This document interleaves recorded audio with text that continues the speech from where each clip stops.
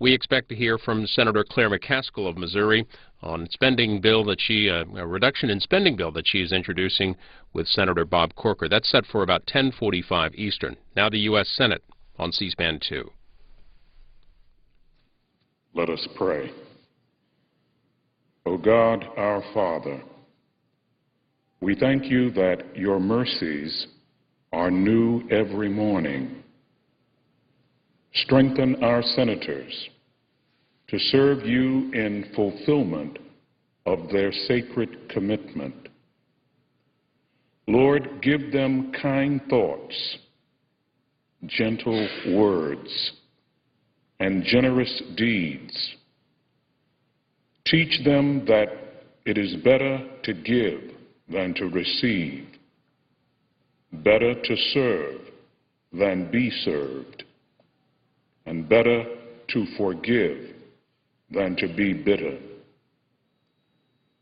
Give them such grace that they will obscure no truth, evade no duty, nor shrink from any sacrifice that will achieve justice and peace. We pray in your wonderful name. Amen. Amen. Please join me in reciting the Pledge of Allegiance. I pledge allegiance to the flag of the United States of America and to the republic for which it stands, one nation, under God, indivisible, with liberty and justice for all.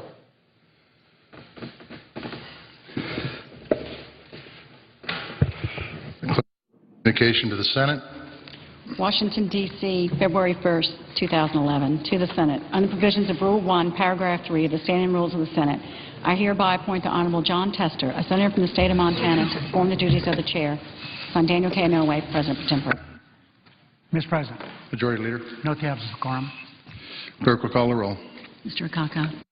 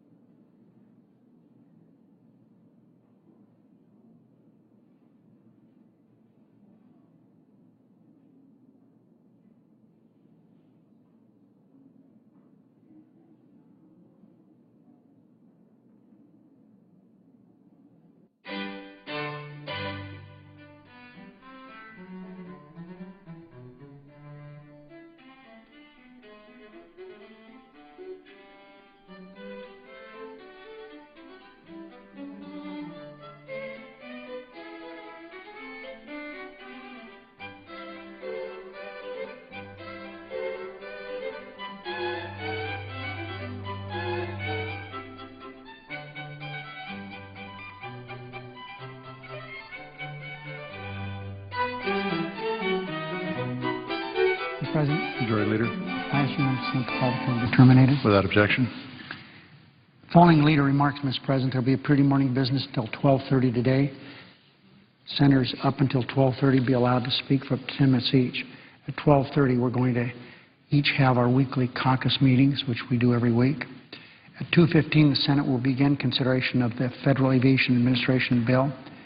As I said last night, senators with amendments to the bill should contact the bill managers to arrange a time to offer their amendments. Senators will be notified when votes are scheduled. Mr. President, a lot of people are talking this morning about the opinion of a judge in Florida regarding his opinion on the health reform law. I want to just mention just very briefly about the law a little bit and then talk about the effort to take away the rights that are in the law that now is prevalent in the land. The health reform bill has already saved lives and saved lots of money. Saving lives because children not getting their insurance taken away has happened before we passed this law. They can stay on their parents' health insurance plans until they're 26. And even younger kids can't get kicked off their plans because they have a pre-existing condition like asthma or diabetes.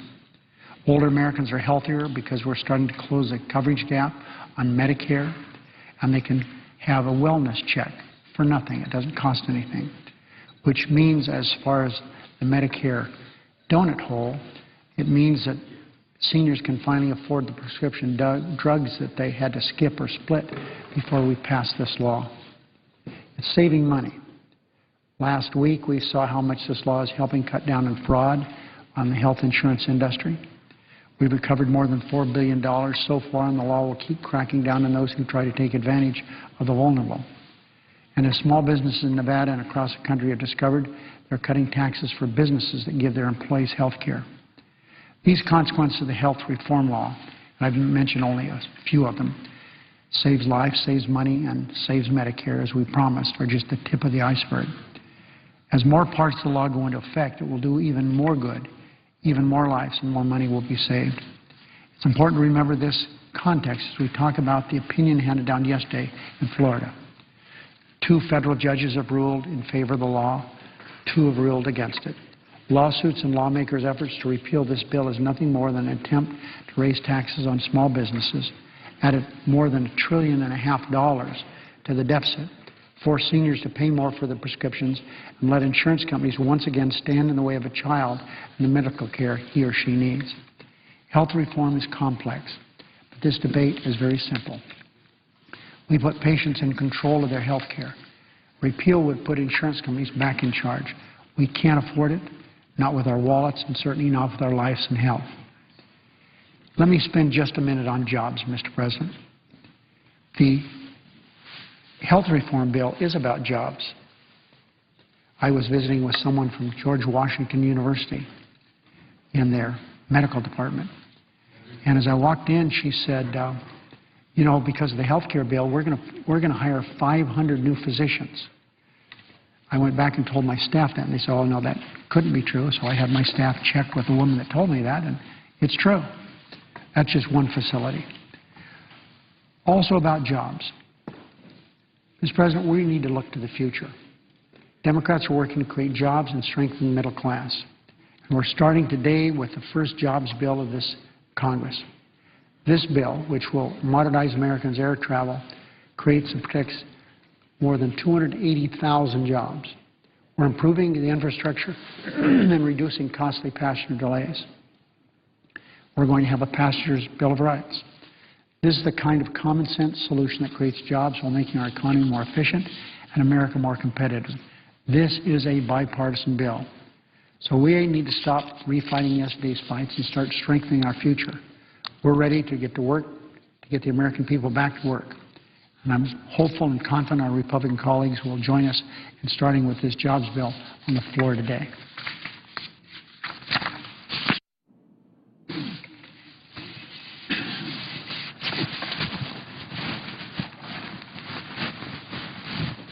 Mr. President. Republican leader.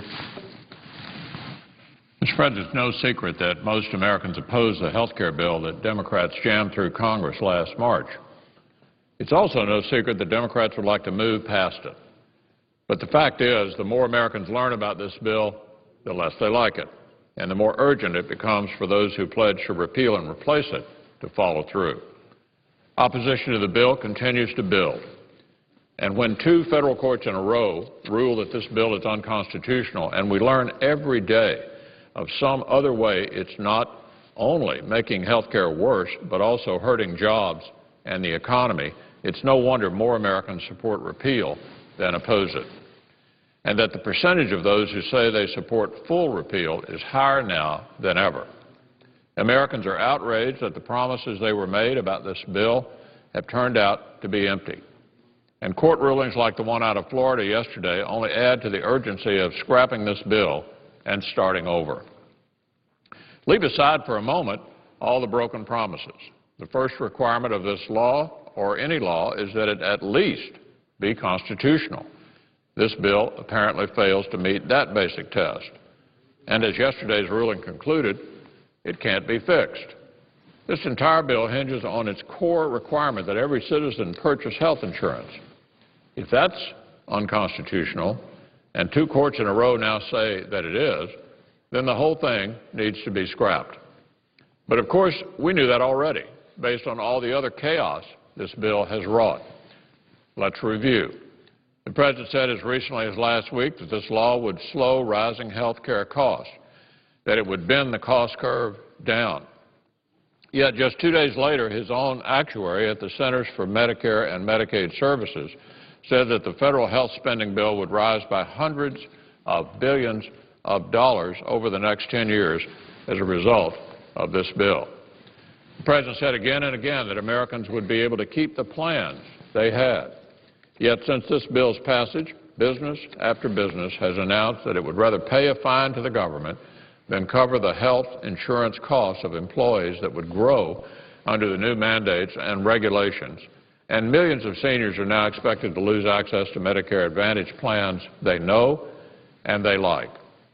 As recently as last week, the President said this law will lower premiums. Yet since its passage, we continually hear the opposite. Insurers all across the country are raising premiums to cover the cost of all the new mandates they'll have to comply with. One insurer in California recently stunned policyholders by announcing it would be increasing rates by as much as 59% for tens of thousands of customers starting next month.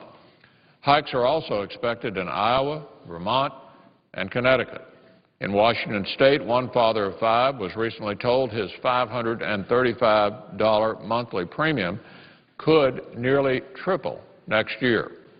He said that when he heard the news, he just sat back and said, "You got to be kidding me." It's a good way to sum up how many Americans have felt about this bill all along. And that's to say nothing of the effect this bill has had on the economy and jobs. Despite the empty promises we've heard from politicians about this bill being a job creator, we continue to hear just the opposite from businesses themselves.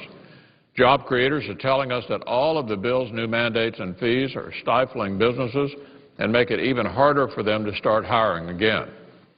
The National Federation of Independent Business says that if this bill stays intact, it will stifle the ability of businesses to hire, grow, and invest. Simply put, the NFIB said in a recent letter, Congress must repeal this bill immediately. To take just one example, Abbott Laboratories said last week it plans to cut nearly 2,000 jobs in response to changes in the healthcare industry, including this bill. And as I said, yesterday's ruling out of Florida only adds to the urgency of repeal. As if it weren't enough that this bill increases health care costs, increases insurance premiums, and is leading people to lose coverage they already have and like, it's also unconstitutional, something many opponents of the bill, including me, have been arguing all along. The state can no more compel Americans to buy health insurance under the Constitution than it can compel them to buy vitamins, even if it concluded they'd be good for our health. While Congress may have the power to regulate commercial activity, no court in our nation's history has ever interpreted that to mean that Congress can regulate commercial inactivity. Congress is regulating commercial inactivity as well, which is precisely what the health care bill would do. Most Americans have opposed this bill from the start because they were skeptical of all the claims that were being made about what it would do. The process that was used to jam it through made it even less popular. But the reality has been even worse than people feared. It violates the Constitution, which is reason enough to repeal it. It's driving up premiums, increasing costs, and driving people off the plans they have. And Americans are just as outraged by the special waivers the administration is giving out to select groups as it was by the special deals. I mean, the select waivers are reminiscent of the special deals that were made, Mr. President, to get this bill passed in the first place. In other words, the implementation of the bill is no better than the process used to pass it. At this point, it would be a dereliction of duty if Republicans didn't fight for repeal. We made a promise to our constituents that we would vote to repeal this bill on their behalf, and that's just what we intend to do. The importance of a repeal vote becomes more evident every day. Americans view it as an important decision point, a marker that shows we're serious about a return to limited government. On that point, it should be clear where Republicans stand. Every one of us voted against the bill. Every one of us voted for repeal after that. And this week, every Republican reaffirmed his or her commitment to do so again. Democrats made a lot of promises about this bill. Virtually every one has proved to be empty. Republicans have made one promise, that we would work to repeal it and replace it with common-sense reforms that lower costs, protect job creation, and that people actually want. It's a promise we will keep. And, Mr. President, on one other issue,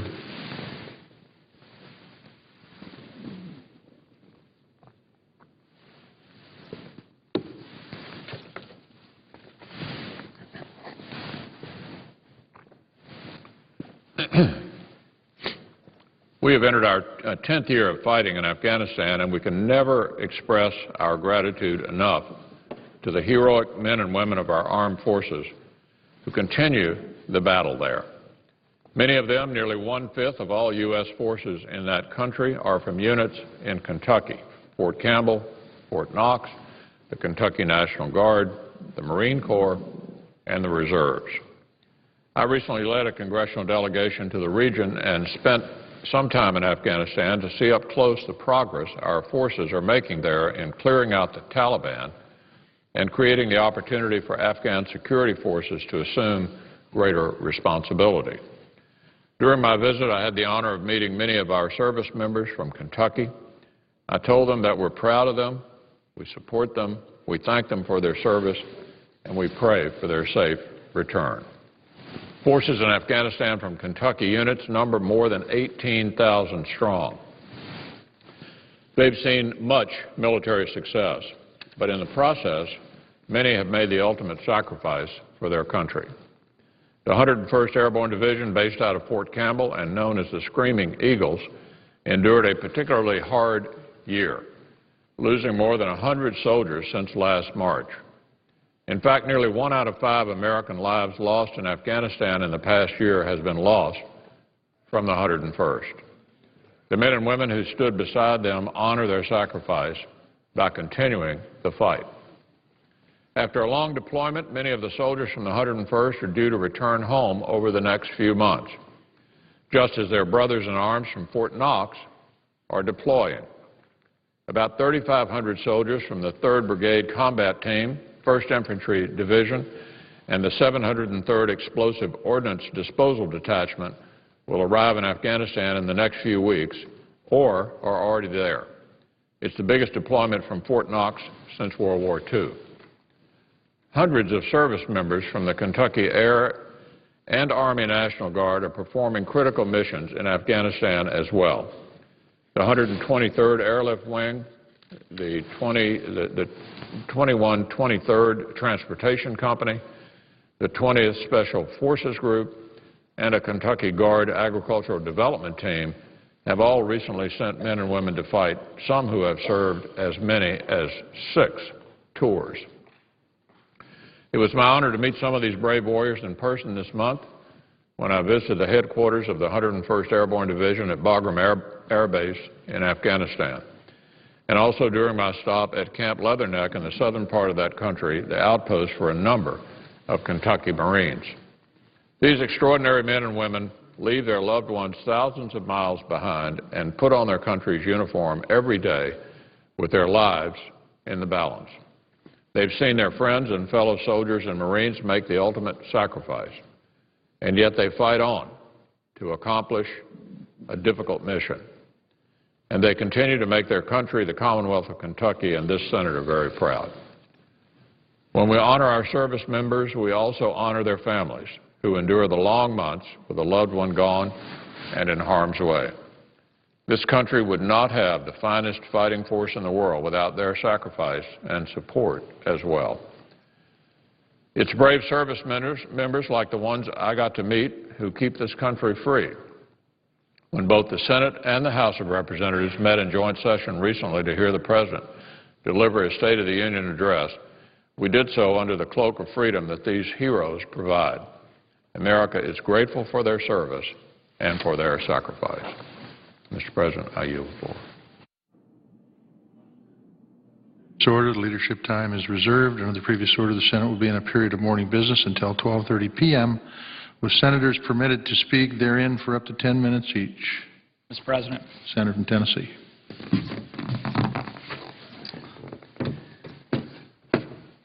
Mr. President, thank you. I'm glad to be here today with the Senator from Missouri, my friend Claire McCaskill. We today are introducing a bill called the Commitment to American Prosperity Act, the CAP Act. It is a 10-page bill designed to limit spending here in Washington and set our country back on a sustainable fiscal path. And, Mr. President, I'd like to announce that we have co-sponsors in Senator Alexander, Senator Burr, Senator McCain, Senator Isaacson, Senator Chambliss, Senator Inhofe, and Senator Kirk. I want to thank them for joining us in this effort, and I hope that many more will do the same. Mr. President, I spent a lifetime in business, and I came to the United States Senate not to score political points, not to be involved in messaging, but to solve our country's problems. And I think everybody in this body understands that we have tremendous fiscal and financial issues to deal with in this country. This morning I was happy to see that 33 senators met over at the Visitor Center on both sides of the aisle to listen to people involved in the financial industry talking about the path that we're on and what that's going to lead to as far as the ruination of our fiscal situation in this country and our ability to borrow money at low rates as we are today. And all of us know what that will mean to citizens of this country. Mr. President, I think there's no one in this country that doesn't understand how problematic our financial situation is. I know the Congressional Budget Office just said that this year alone we're going to have $1.5 trillion in budget deficits, and I think all of us, everyone in this body, is very aware that we cannot continue on. So for that reason, Senator McCaskill and I have crafted a 10-page bill. It's a very simple bill.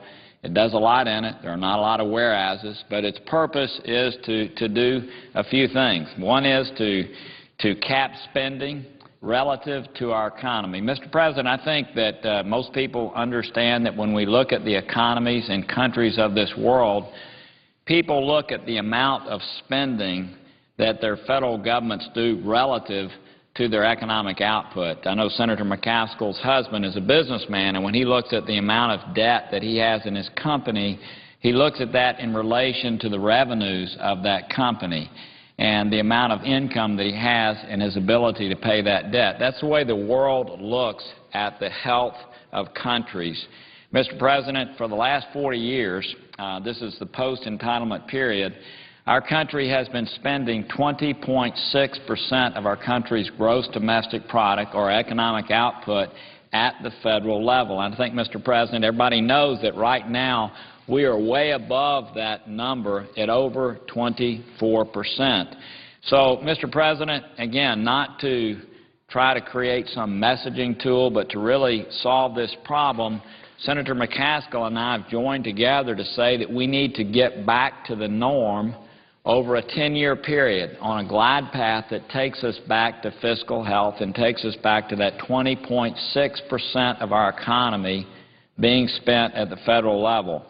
What it does is it does a multi-year averaging so we can make sure that economic differentials don't create volatility, so that we know exactly what those targets are in advance, so we can go about our work and appropriations in a very methodical and thoughtful way.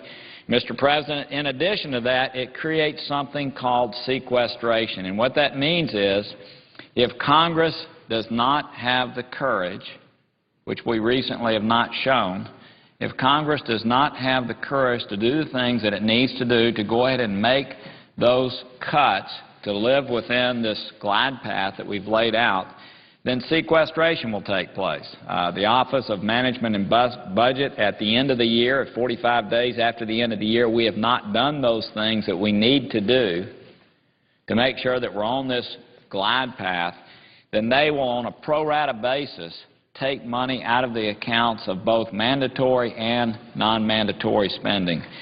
In addition to that, if there is an emergency that comes up, it would take a two-thirds vote by both houses of Congress to overcome those spending limits. Mr. President, to my knowledge, this is the first time in the entitlement era that we've ever tried to put in place a total spending limit on government. So many of us around here talk about discretionary spending, and I think all of us know that discretionary spending is less than a third of all federal spending. And I think all of us know that if we don't redesign the programs, the entitlement programs that are about two-thirds of our spending at the federal level, then there's no way for us to deal appropriately with this. So for this reason, this bill would kick in, if implemented, would kick in 2013, giving us time to redesign the entitlement programs, especially Medicare and Social Security, so that we know that they're here for future generations, so that we know that seniors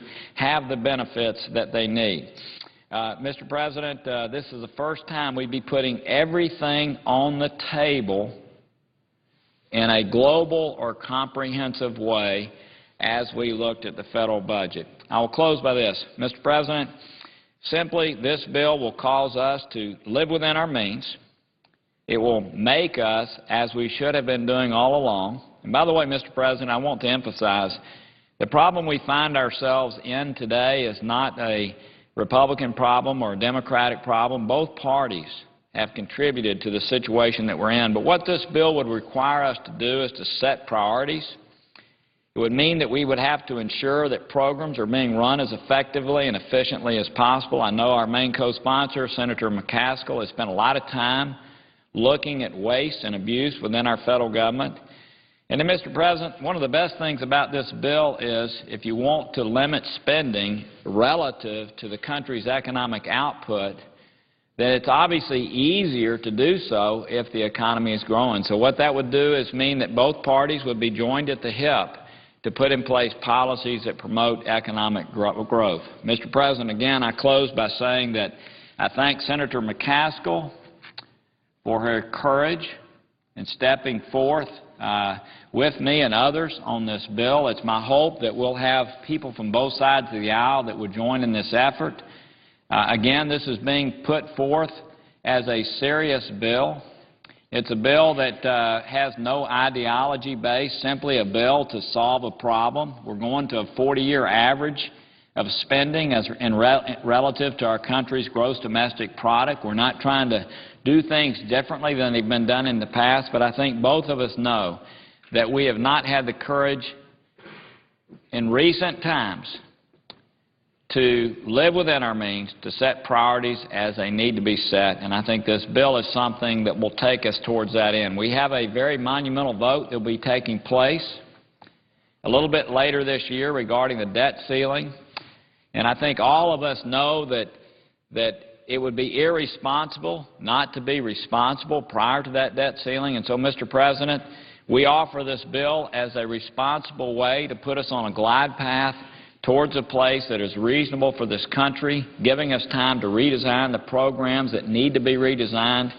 And it's my hope, Mr. President, that this bill or something of this nature will pass prior to this debt ceiling vote. It's also my hope, Mr. President, that we will go ahead and vote on actual cuts to the federal budget prior to that time so that we can show the markets around the world and show the American people that we have the ability to work together to solve what I think is our most pressing domestic issue, and that is getting our fiscal house in order. With that, Mr. President, I thank you for the time. I want to thank again Senator McCaskill. She's been a leader on fiscal issues since she has been here, and I yield the floor to her at this moment.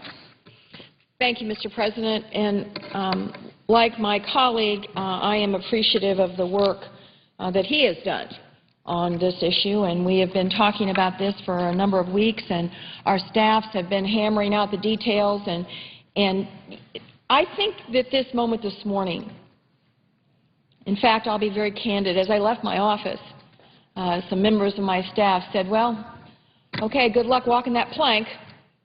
We'll see how it works out for you, because this is politically risky, what the Senator and I are trying to do. And as I was riding over here on the tram to make this speech, I got a text message from one of my kids. And all of a sudden it became very clear to me what this is like. This is like saying no when you're a parent. And it is so easy to say yes to your kids. when they want something, when there's something that you think is risky, the easiest thing in the world.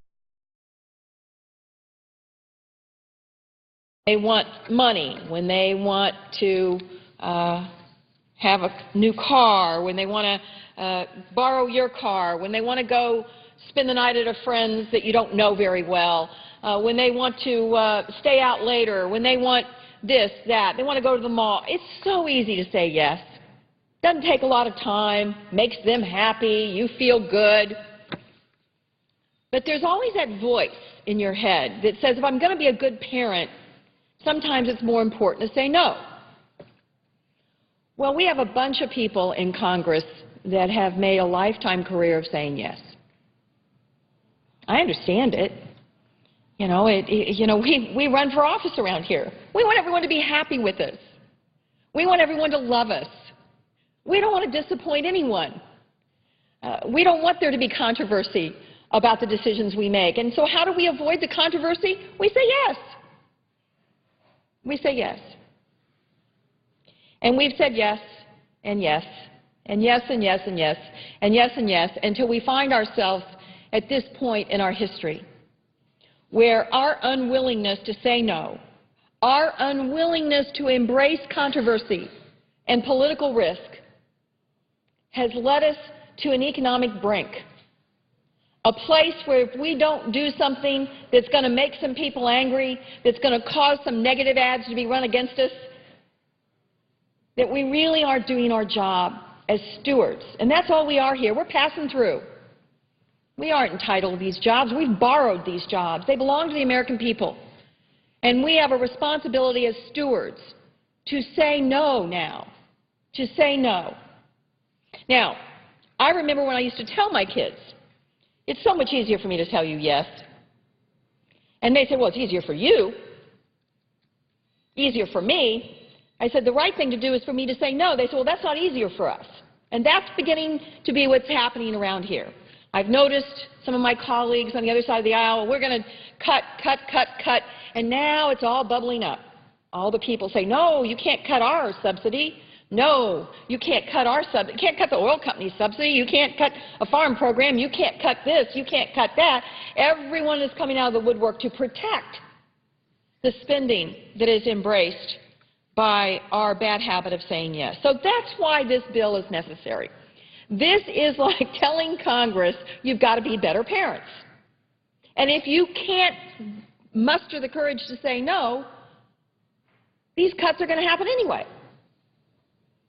It's like a discipline for us. And I don't go here lightly. I don't go here without understanding the political risks involved. But I go here because I deeply believe that it is necessary for our country. We cannot get control of the deficit if we do not control spending. And let me talk for a minute about debt and deficit, because as I go out and talk to people, there are a lot of people that use those terms.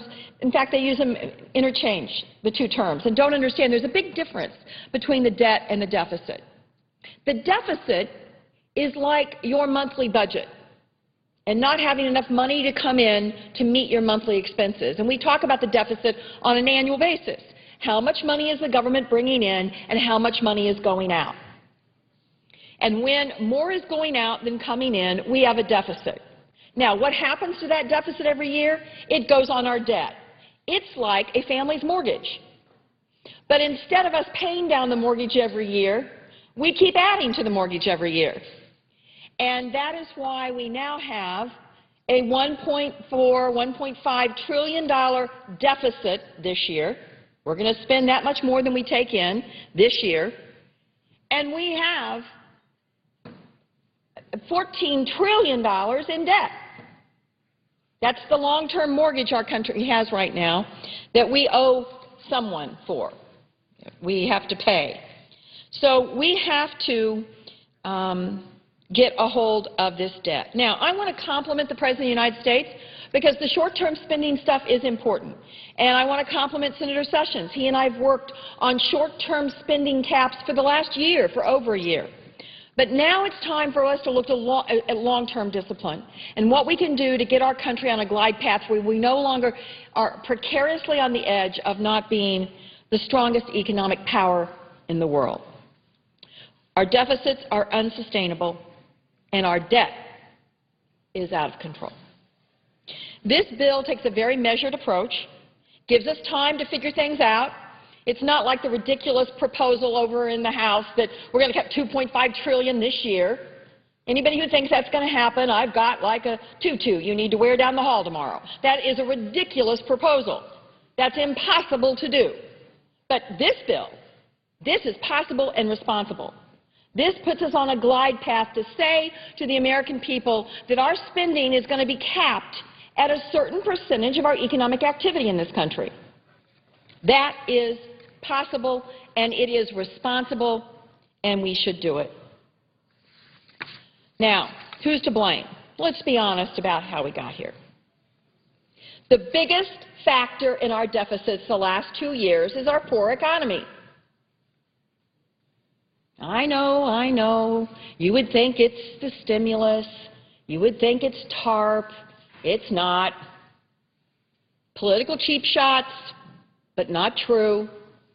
The biggest fiscal hole that we are facing is because of the poor economy. The biggest increase in spending in the last 2 years? Well, you would think it was the auto bailouts, or you would think it was a bank bailout, or you would think it was the stimulus, or it's not. You know what the biggest increase in spending was over the last 2 years? Unemployment benefits, because of our bad economy. That was the biggest increase in spending over the last 2 years.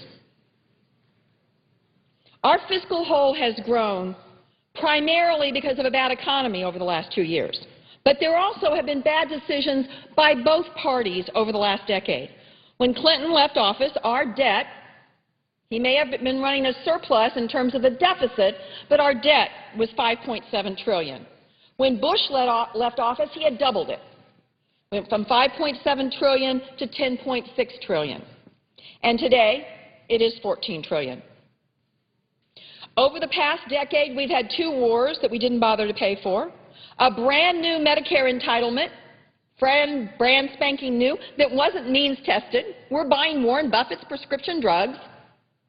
Go figure.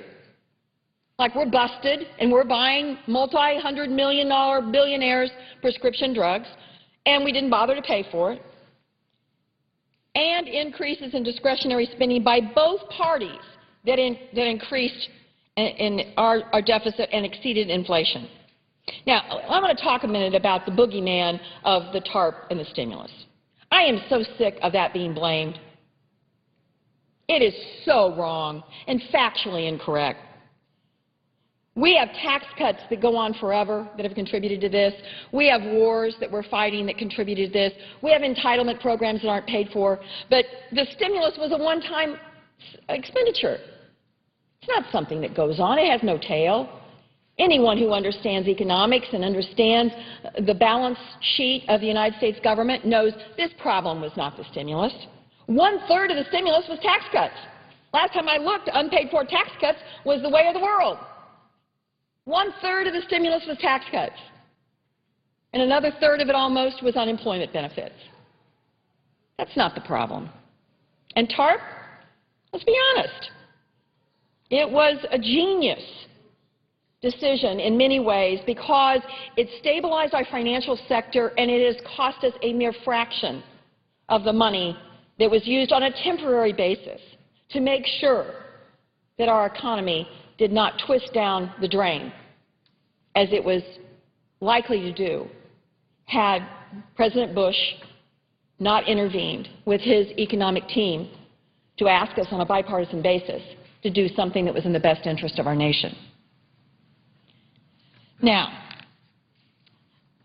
we can move on as to who's to blame, because now we have to talk about tomorrow's problems. And I am proud the President is dealing with short-term spending by his freeze. I'm proud that he is working on earmarks and all of the other things that are a symptom of the disease around here. But really our challenge is long-term spending. In the long term, spending is going to drive the debt up even higher. Medicare and Medicaid cuts are going to double by 2021. Social Security is going to increase by 70% by 2021. Mr. President, I'd ask unanimous consent for 3 more minutes. Without objection. Thank you. We've got to look at those issues and make sure that on a bipartisan basis we do what's responsible.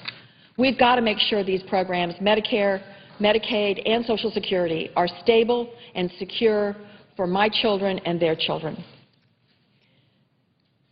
If we can't agree even on the modest measures like the 3-year discretionary spending cap that Senator Sessions and I have been pushing for over a year, I question whether we have the discipline to do the hard work. Getting control of spending is very, very hard. But we have to do it, and we have to do it now. The first and foremost thing we need to focus on is eliminating the waste and mismanagement. That's what drives Americans crazy. It drives people crazy that we're spending money on duplicative programs and we're not even checking to see if they work. It drives them crazy when the federal government runs huge deficits and we're paying out $55 billion in improper payments at Health and Human Services and $12 billion of improper payments by Treasury to people who don't even qualify. It drives Americans crazy when we don't make the reforms that our auditors recommend. The Defense Department has 1,200 suggestions that have been made by our government auditors about how it can manage its money and its programs better, and they have not acted on almost 1,200 of them. It drives people crazy we're running deficits when we have departments like the Agriculture Department and Homeland Security that get failing management grades for 8 straight years. And it drives people crazy when we're running deficits and we're passing appropriations bills with $15 billion worth of earmarks. I've been working hard to try to clean up all this waste. We've been working on contract management. I've never requested an earmark. I've voted against every omnibus appropriations bill that has come to the floor since I've been a senator. And I've worked hard for the last year with Senator Sessions to cap spending, and now I look forward to working hard with Senator Corker and many of my friends in the Republican Party to work on the Corker-McCaskill bill to put a cap long-term on spending in the federal government. As I say, this is a bold step. It has risks, and if this bill is distorted and twisted, it could cost me my Senate seat. Say that again. If this bill is distorted and twisted, it could cost me my Senate seat. But it's a price I'm willing to pay. It's a price I'm willing to pay for my country, and more importantly, it's a price I'm willing to pay for my grandchildren. Thank you, Mr. President. I yield the floor. Senator from Utah. Mr. President, my remarks may take a little longer than 10 minutes, so I ask unanimous consent that I be permitted to deliver my remarks in full. Without objection. Thank you, Mr. President. Now, we've come a long way in 1 year. On December 24th, 2009, one day before Christmas, this body passed a radical overhaul of our nation's health care system. That's right. The majority passed Obamacare on Christmas Eve. It was not this body's finest moment. It was not the administration's finest moment. And I expect that this debate will go down in history for its persistent lack of attention to the considered views of ordinary Americans, Americans who rejected Obamacare's giant new entitlement expansions and the job-killing taxes haphazardly cobbled together to pay for them. It did not have to be this way. In the midst of the greatest fiscal collapse since the Great Depression, Americans wanted Democrats who controlled all of the levers of power in Washington to focus on job creation. Instead, like teenagers set loose when mom and dad leave town, they did what they wanted to and focused on a government takeover of the nation's health care system. Surprising, only the most ideologically driven support for Obamacare cratered during the town hall meetings of August 2009. The message was loud and clear. Our health care system, and in particular the government policies that contribute to the unsustainable inflation in the health care sector, might be in need of reform. But the solution to our problems is not additional government regulation and control of health care delivery by Washington bureaucrats. And the solution is most definitely not to be found in the billions of dollars in new taxes, most of which will be passed through to American families in the form of higher premiums. For those who did not deliberately put on blinders, the wishes of their constituents were obvious. Stop the push for Obamacare and move on to fixing the economy. But the Senate did not listen. Instead, prodded ahead by an administration that saw the great liberal dream of government-run health care slipping through, the long march continued. First, the Democratic majority cut short the Finance Committee's bipartisan negotiations. Then, heads down, the majority plowed forward on the floor, allowing no virtually meaningful amendments. And before going home for Christmas, it passed the most sweeping reform of the nation's economy in over 70 years without a single Republican vote. Every Democratic senator supported the bill. Not one Republican did, and for good reason. When Obamacare passed the Senate, its proponents assumed it was on the glide path to enactment, but the American people had a different idea. Our national unemployment rate was 10.2%, the highest in 26 years.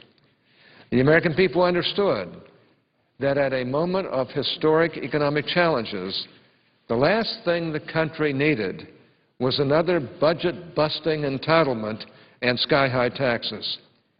And just about 1 month later, this message was delivered again. In a news shot heard across the world, our colleague, the junior senator from Massachusetts, Scott Brown, was elected in a very clear referendum on the Democrats' health care bill. The verdict of the American people, if the previous summer's town halls left any doubt, was now crystal clear. The push for Obamacare must end. Yet the administration refused to yield. They thought the people would eventually come to embrace the elegance of Obamacare. If only the messaging was better, Americans would appreciate all of the good things that Washington politicians and bureaucrats had to offer them. So after taking time to regroup and weigh their options, Democrats decided to defy the American people yet again. A little over a year ago, the President hosted a summit at the White House and began his final push for his federalizing of American health care. The resulting display was ugly. Americans already revolted by the deals cut in this chamber to secure the bare number of votes needed to pass the bill now witnessed historic arm-twisting and desperate efforts in the House to deny the obvious, that Obamacare represented an unprecedented intrusion of the federal government into the lives of citizens and clearly was a massive burden on the taxpayers. And so it passed, and Obamacare became law. And the administration set about writing the thousands of pages of regulations that would govern how American businesses provide health benefits to their employees. Fast forward to November of 2010.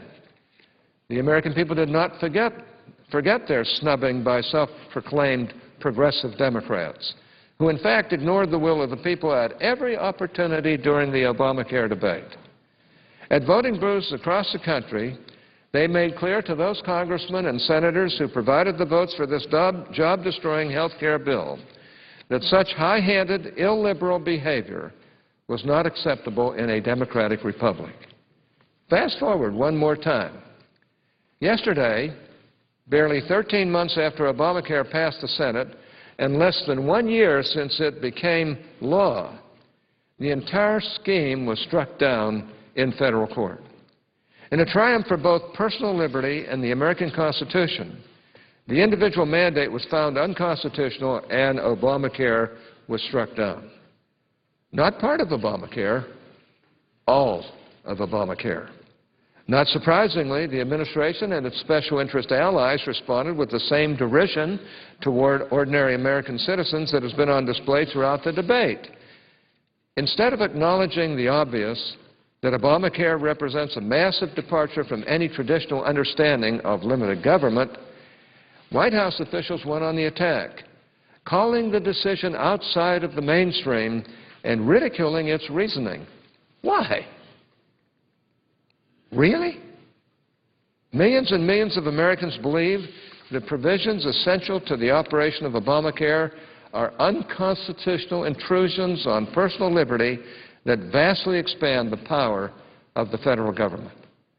They understand that the justification for the individual mandate by Obamacare's proponents essentially removes any limits on the power of the federal government to regulate personal and economic decisions.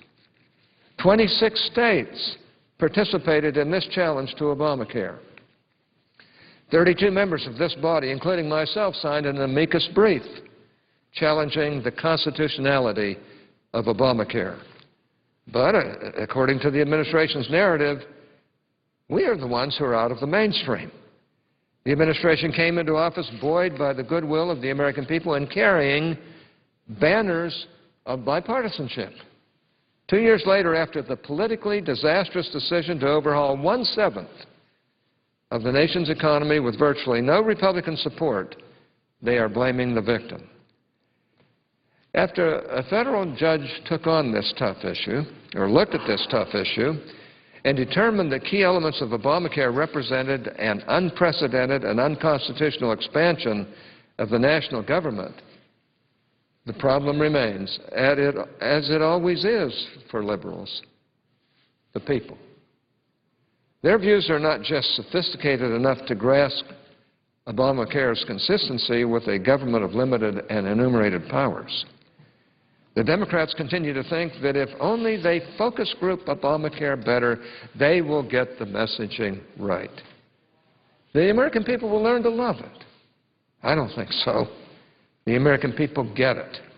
They know, and I know my constituents in Utah do. In an article yesterday in Politico, Patrick Cadell and Douglas Schoen highlighted the reasons for the public's deepening disdain for Obamacare. According to them, it is possible that no major piece of legislation has created the continued vehement public opposition that health care has provoked since the Kansas-Nebraska Act of 1854. In their view, there is one big underlying factor that continues to cause many Americans to oppose the health care bill. Its passage was anti-democratic. If the Republicans' campaign slogan of 1854 was crime against Kansas, in 2010, that slogan would be crime against democracy. Americans know that the Senate bill was 2,074 pages long. They know that it authorized 70 new government programs. They know that it delegated regulatory power to the Obama administration 1,697 times. They know that it cut $465 billion from Medicare at a time when it already faced a $38 trillion unfunded liability. They know that the bill took from one already unsustainable entitlement to pay for a brand new entitlement. They know that it raised taxes by over $550 billion, repeatedly violating the President's pledge not to raise taxes on middle-class families. They know that Obamacare destroyed 695,000 American jobs, or will destroy that many jobs, at a time when millions of Americans are looking for work. They know that the Medicaid expansions threaten to bankrupt the states, with CBO estimating that the Medicaid expansion will cost American taxpayers $435 billion additional dollars over 10 years. They know that the total cost of Obamacare is $2.6 trillion extrapolated over 10 years. And they know that we can't afford it. The American people aren't stupid. They understand these things. To borrow from Justice Scalia, the American people despise Obamacare because the American people love democracy and the American people are not fools. They know that this law was enacted in a totally partisan manner and over the loud opposition of the majority of Americans. And they know that the partisans promoting Obamacare were not and are not forthright when they say that it is budget neutral. Obamacare cuts $155 billion from hospitals. It cuts $202 billion from 11 million seniors on Medicare Advantage. It cuts nearly $15 billion from nursing homes. It cuts nearly $40 billion from home health agencies. It cuts nearly $7 billion from hospices. But these cuts don't go towards strengthening Medicare, a program with catastrophic unfunded liabilities. Rather, Democrats poured the savings from these cuts back into a brand new, unsustainable entitlement program. Furthermore, so-called comprehensive health care reform managed to neglect the pressing need for a permanent doc fix. Yet CBO's most recent estimate is that a long-term doc fix freezing Medicare payment rates at 2011 levels would raise the deficit by $249 billion, not counting an additional $53 billion in debt service obligations.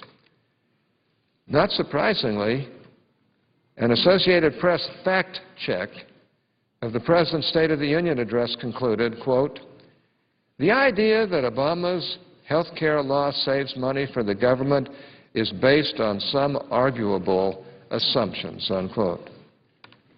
That might qualify for the understatement of the year so far. The likelihood that Obamacare will not, as its advocates claim, save the government money was confirmed again in a hearing held last week by the CMS Chief Actuary, Richard Foster. He testified that the law will not likely hold costs down and that contrary to the President's mantra, everyone will not be able to keep their insurance coverage if they like it. In response, the White House political operation attacked the administration's own nonpartisan professional expert, stating in a blog post, once again, "We disagree," they said. Quote, "History shows that it is possible to implement measures that will save money for Medicare and the federal government," unquote. Who are you going to believe? The chief actuary at CMS, their actuary, or a White House political operative? The average American citizen might not have a PhD in economics, but Americans do understand that massive new entitlement programs do not save money. In their guts, the American people know that former CBO Director Douglas Holtz-Eakin is right when he concludes that repeal of this flawed law would actually reduce the deficit by $300 billion. Ultimately, all we want is a vote on repeal. Last week, some of my Democratic colleagues came to the floor to advocate for rules changes that would have substantially limited the rights or the right of the minority to debate. The filibuster, they insisted, is an affront to democracy and majority rule. Well, let them put their money where their mouths are. All we are asking for is an up or down vote on repeal of Obamacare. That is what the people want. Ultimately, you have to ask why the Democratic majority would deny us this vote. I think I know the answer. It has a great deal to do with members of the caucus who know their constituents hate this law. Yeah, it has a lot to do with members of the Democratic caucus who know their constituents hate this law. Yet these members are torn between two masters. On the one hand are their conservative constituents, and on the other are the liberal interest groups who supported the government takeover of the nation's health care system. Unfortunately, the people again stand to lose in this calculus. I understand that the conventional wisdom tomorrow is that my colleagues and I are pursuing a symbolic act. The guardians of the conventional wisdom will opine that attempts to repeal Obamacare might make for good theater, but are senseless exercises. In my view, this attitude demonstrates a profound lack of respect for the citizens of this democratic republic. Over time, given the power of ideas and an enraged and engaged citizenry, initially, symbolic acts have a way of becoming law, or in this case, have a way of getting rid of this law. It might not happen overnight, but citizens exercising their constitutional rights of petition and redress have a way of reminding even the most hard-hearted and most hardened of partisan politicians that their job is to represent their constituents. I have no doubt that some will scoff at our efforts to repeal this bill. But I rest easy knowing that I am standing with my fellow Utahns and the people of this country whose distrust of Obamacare grows the more they learn about it. I look forward to the day when Obamacare is finally repealed. It may not be next month, it may not be next year, but it will be repealed. And if we're smart, we'll make it next month or within the very near future. And when it is, it will be a triumph for our Constitution, it will be a triumph for personal liberty, and most importantly, it will be a triumph for the American people who persevered in their resistance to this law. Madam President, I suggest the absence of the